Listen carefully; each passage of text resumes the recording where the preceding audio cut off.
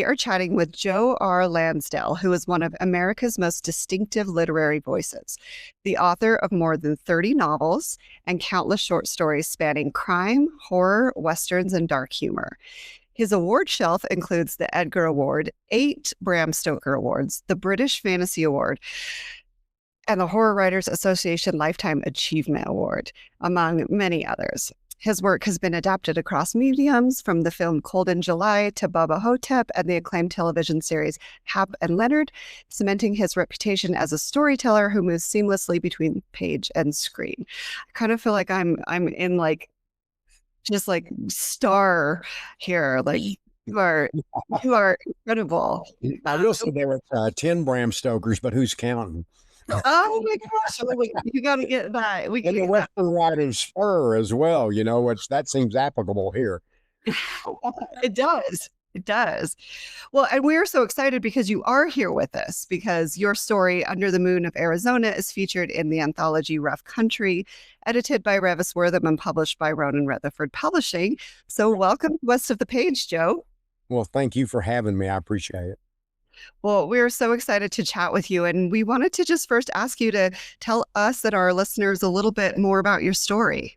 Okay, I don't want to give it away, but what I'll say is that there was a Black Western character named Nat Love, sometimes called Nate Love, who really existed.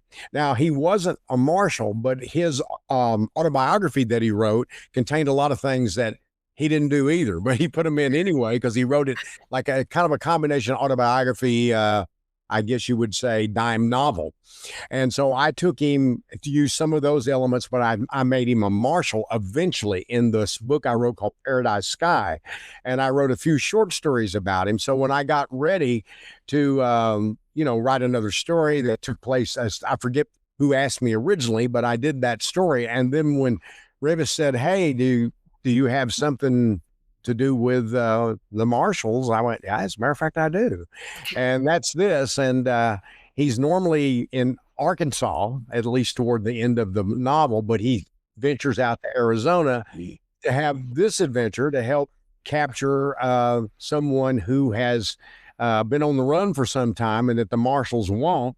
And he's kind of doing it as a favor, but also it was an opportunity to put Edgar Rice Burroughs, who wrote the Tarzan novels and the John Carter of Mars novels, in it, because he was actually out there at this time and dealt with the Buffalo Soldiers, who were the Black unit and the 9th and 10th Cavalry and stuff. So I just thought this was a way to take Nat and put him there, and to also write about Edgar Rice Burroughs, and when Burroughs was young, so he becomes a major character too. So I had a lot of fun, and Burroughs wrote a novel called Under the Moons of Mars. So that's where my title's a variation. Well, with that in mind, like Lindsay said, you've won so many different awards, including the 10 Bram Stoker Awards. So I'm kind of curious, how did you approach blending that historical kind of Western grit style with this almost like mythical version of events? How did you blend both of those together for this story? Well, I always try to stay within the historical realms. I don't try to just dismiss that, because to me, the story works better if people can go, well, that part was true. This was going on in Arizona at that time, and Burroughs was there, and the troops were there, and the Buffalo Soldiers were there. But then I can bring in a person that was a real person, but bring in the mythical version of that person and put him into that story. And so for me to blend those things, I have to have a real universe to put it in, unless I'm writing pure fantasy or something, which I've done. But in this case, I felt it was a historical, and with this true life character having this mythical event that fit within the context of reality, at least of that time. So for me, it was just fun. That's the main reason. It was fun. Well, it kind of mirrors, like you said, Nat's own biography and some of the events that maybe didn't really happen that way. Kind of feeds into. Well, a lot of the events in his autobiography didn't happen that way either.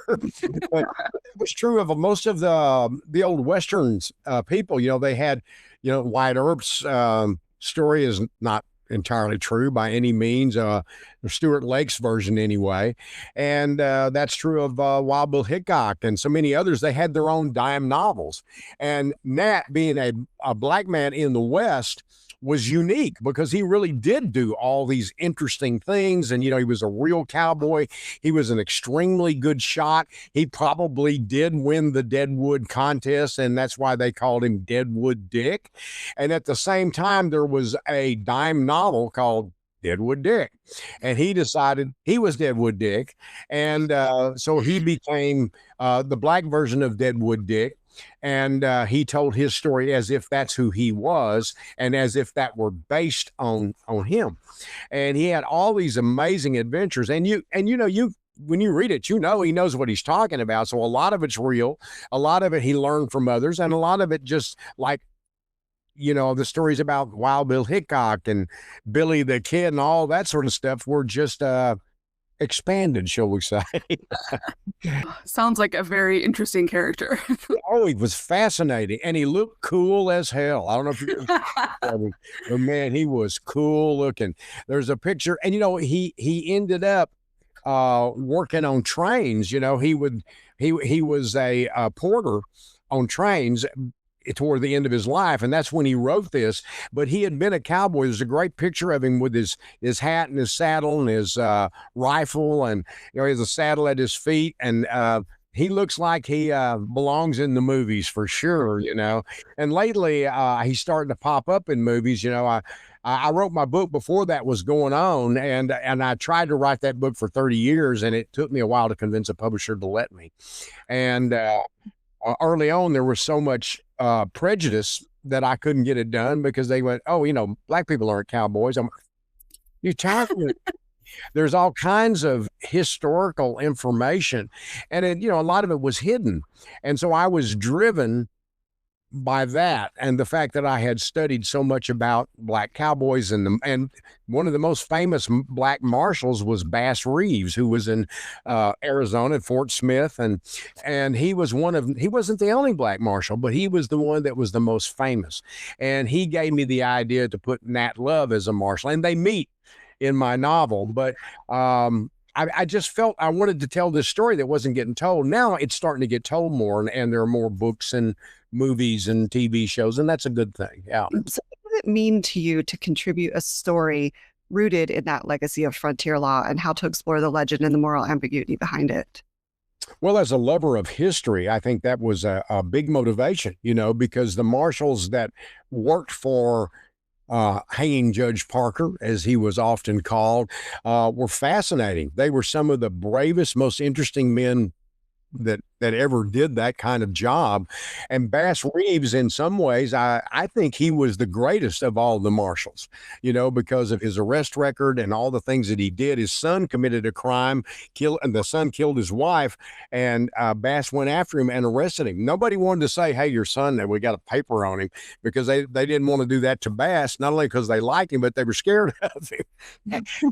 But he went and arrested his son and brought him back, and his son served his time. And then when he got out, he helped his son continue with his life. So he had a code of honor that was highly appealing. And a lot of the marshals at least tried to have a code of honor. I think many of them did. Some of them, just like any other thing, didn't. But the most famous ones, they certainly did. And I just think that it's a tough job then and now, and to be involved in that era of then and now in law enforcement is dangerous. It's unique. It's not, the Marshal Service is not the same as the cops or the sheriff or what have you, their FBI. They are unique unto themselves, and probably made more famous by Justified, which, Elmore Leonard's character, Raylan Givens, in the TV series based on his character that he'd invented. So that's made them more known to people, but their job was different, and I think that they were out to get people that were on the run, people that were missing, people that everybody else had given up on trying to catch. And so, and in the Old West too, in that there were also female marshals, there were male marshals, there were black marshals, and there's not enough stories told about the uniqueness, Native American marshals. All these people need their stories told in one manner or another. So the marshals are unique, and I wanted to be part of that. History, at least from a literary standpoint and from a contribution standpoint. I kind of wanted to ask you a little bit about your martial arts experience. Yeah. And the group that you founded, and how, okay, there's a knife fight in particular that I think is a little visceral, and I want to see how your experience helped you kind of pace that out. How did it influence the moments in the fight? Well, I've been doing martial arts now for 63 years. I'm sort of semi-retired as of last year, but I'm still doing more than I ought to be doing probably.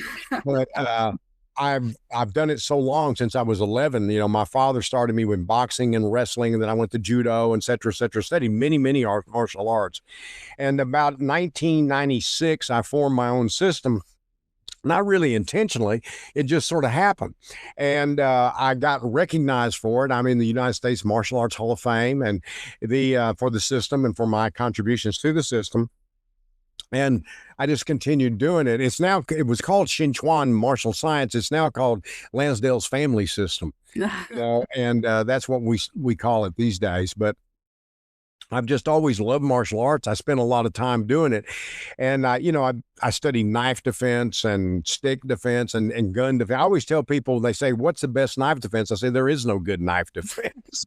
You get the best you got, and you learn what you can and hope that's enough. And you try to apply it as seriously as you can. But it's just like anything else, you're not magic. You can be really, really good. I have disarmed people, but it's just, I wanted to put elements of that in that, even though it's not martial arts per se in the story.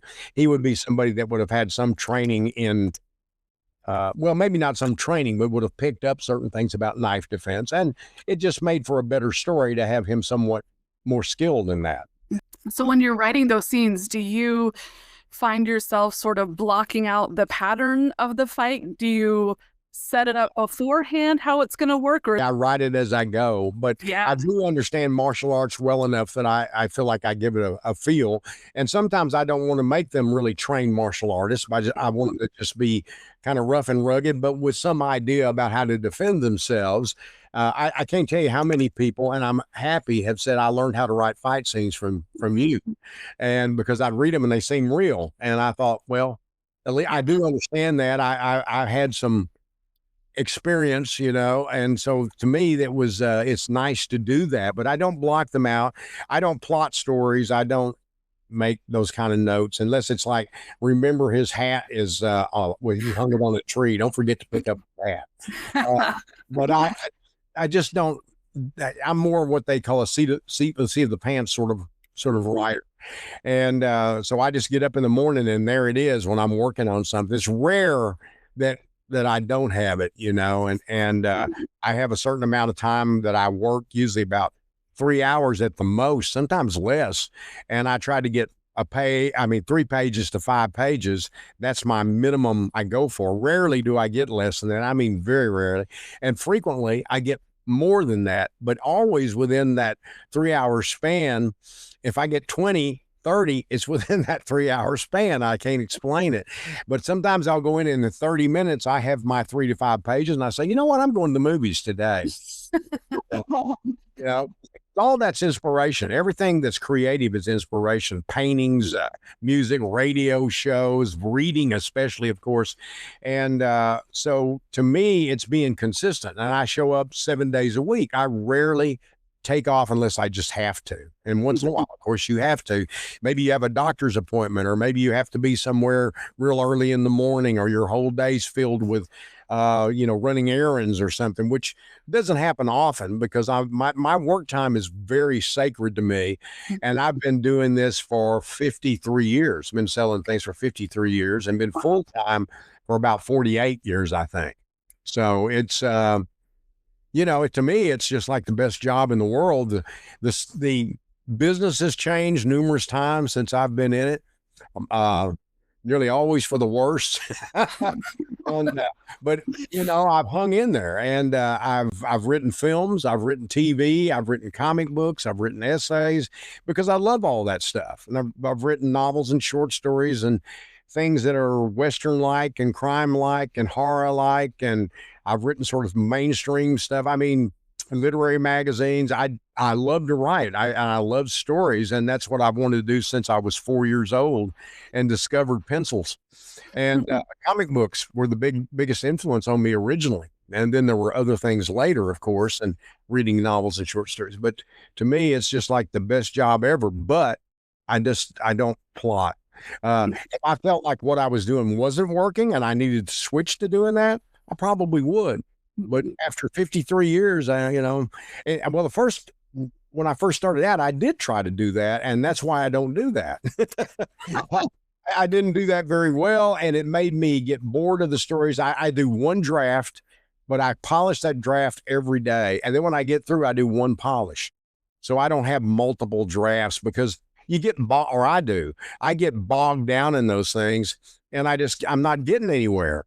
But if I say, I'm going to tell the best story I can today, I'm going to correct it as I go. And in the morning, I'll reread what I did and correct it again, but I'll just keep going.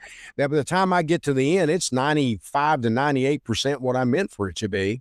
And then it's just a reread with change of words and things of that nature, and then when you turn it in, the proofreader might say, yeah, you might want to think about that comma, or whatever it is. And you can pay attention to that or you can pass on it, so that's my way of working. I've been working that way for a really long time. So if you were, kind of making it up as you go along, how does your approach change between doing a novel that you've done a lot of versus this kind of story? It doesn't. Yeah. I just get up and I start writing it. And I usually know if it's going to be a short story or a novel or a novella. I just feel the story. I feel the story more than I know what it is. Sure. So that's I'll come up with a first sentence and I'll go, okay. Then there'll be a second sentence and a third sentence, and it kind of happens, but it's all pretty much the same. I kind of switch gears a little when I write screenplays or scripts. It's all, after a certain point, very similar, and I usually get about the same amount of pages. I maybe do a little bit more when I do scripts, but because they're easier. I mean, probably mad if I say that, but I find them much easier to do. And I just feel like showing up and writing as well as you can and not getting lost in the weeds, doing all these drafts and thinking too hard. And I mean, you want the best you can. I never just put it in the sack and throw it over the fence and hope for the best. I don't do that. But I write like everybody I know is dead. I'm not writing for anybody but me. I don't write for the market. I should probably. I might be even better off than I am, but it's been good to me doing it my way. And I don't have the knack for writing for the market. If I did, maybe that's what I would do. But I just find too that if I try to write for the market changes by the time I get through, or I'm not interested in that market. And I'm not interested in telling that story. And I didn't get in this to work at a job like, because I've worked in factories and I've been a janitor and I was a farmer. I worked in rose fields. I was a bouncer. I've done all these different things from one time I was young until I was about 29. And then at that point I went full time, but my life was packed with those kind of jobs because I had to eat and my wife and I had to pay our bills, So I didn't want to become a writer just to swap it out to become that kind of writer. If the story doesn't come to me naturally and it's not something I want to tell, then why am I doing it? Mm-hmm. Mm-hmm. Do you feel like having your ability to be able to write a screenplay or an article or a short story or novel, does that play into your creativity where it allows you to tell different kind of stories in different ways? I know some authors get kind of tired of writing the same format over and over again. That's why I don't do it. Yeah. I've had friends tell me that are big bestsellers say, I just hate to get up in the morning and do this. I thought, why would I want that? I mean, I'm wealthy enough, I mean, not, trying to brag. I just mean, I've got enough. And I could retire now if I wanted to. I could retire 5, 6 years ago if I wanted to, maybe more than that. I don't want to, but I don't want to get up and go, oh gosh, I've got to write that again. I had a series that I just finished, wrote the last one, and I love doing that series. It was so much fun. And I wrote it over 35 years, 15 books, but I didn't write one all the time. I would write a few, take a break, come back, write a few, take a break. But when I wrote the last one, I said, you know what? I think I've said all I need to say about these characters. It's time to move on to something new, and I've been writing. I just wrote a script for George R.R. Martin, for animation. And, so I just love what's new, what's next, what story can I tell? And I don't want to just be a job. I don't want it to be, I've got to do the next bestseller per se, or I've got to do the next novel about this character that I created. And none of that's, and keep in mind, I'm talking about me. I'm not talking about anybody else. Although I have, like I said, had a few writers I know that they say, man, I'd trade with you. I said, I like your bank account better, but. Well, I hope that some writers and aspiring writers will be able to listen to this, because you are very inspiring. And I love that you're just like, I just want to write a good story. I love this. This isn't a job. When I was 4 years old, my sister-in-law, who's my brother was 17 years older than me, so she was 15 years older than me. To impress my parents and me, brought me a big stack of comics, but I made her read them all to me. She said I could memorize them as fast as she could read them. And so she started teaching me to read. And I knew that I wanted to write and draw comics. And I started drawing them. And, I was a brilliant artist. And then at 6, I was that same artist. And at 8, I was that same artist. So I wasn't a brilliant artist at all. My mom was a liar. I wasn't even good. But my short story, my story creations got better. And so I was getting better over time. And I was always a hard worker, even as a child. But I didn't think, this is my career. I didn't know what a career was. I just wanted to tell stories. I wanted to see what the hell is Woody Woodpecker doing when they're not writing about him. And then later it was Batman, and the usual things that kids do. I still love Batman. I wrote for Batman, the animated television series. I wrote several episodes for that. I wrote a Batman animated movie, Son of Batman. And I've done other animation, and things of mine have been animated too. But I just wanted to tell stories. And then when I was about 11 or 12, I was reading in the back of the Edgar Rice Burroughs books, really affected me. This is why Edgar Rice Burroughs appears in that story. I read in the back about him and his life, and I thought, wait a minute, they pay you for this. Maybe I could make maybe I'll do this instead of the factories or the foundries. Mm-hmm. Wasn't cut out for that. I could do it. I physically was always able, but I didn't like that. But my world was gray until comic books poured color into it. Because where I grew up, there wasn't much else. You were going to be a foundry worker, a field worker. And I'm not knocking those things, but I don't think many people grow up and say, when I get older, I'm going to be a janitor. They might think I want to own a janitorial company, but I just don't think that that's a dream, to be a janitor, or to be, which I did for 6 and 7 years. And, I just felt like that suddenly I realized what I wanted to do for a living. I had to do other things along the way to get there. But it was, I was going to go to college, and so my mom said, well, you should go to college. You always have something to fall back on, as parents used to say. I don't know if they say that anymore, but they used to.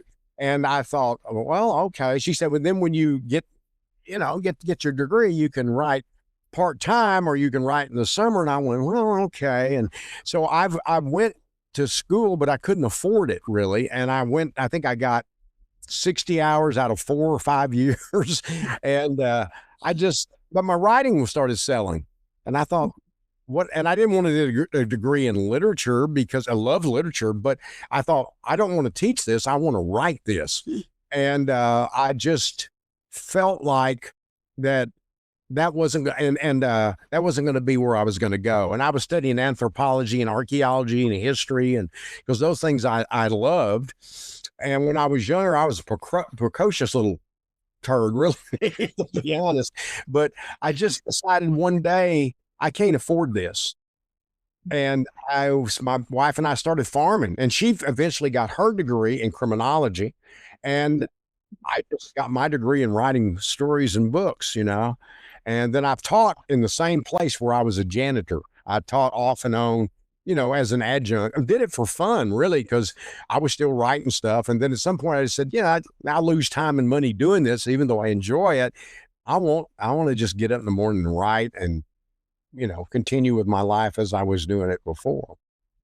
Your work often crosses genres, crime, horror, historical fiction, dark humor. So we've kind of touched on this a little bit, but what drew you to reimagining real figures like Nat Love and the Apache Kid with a story that balances authenticity with telltale flair? Also a love of history. I mean, history was one of my big interests, still is. I read a lot of history, and I read a lot of fiction. I read a lot of history. I read, science and all that stuff. I read science and get through the book and go, now, what was that about? But I still read it because I pick something up from it. And I'm that way with history. I read all kinds of history, but I'm fascinated with Western history.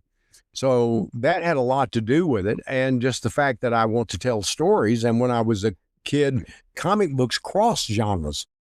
They did that when and so I learned it from comics to cross genres, because you might have a crime story that took place in a science fictional universe, or science fictional elements would influence or impact the criminal story. And sometimes they were historicals, so I think I was influenced by comic books as far as like how I thought about story more than anything, Yeah.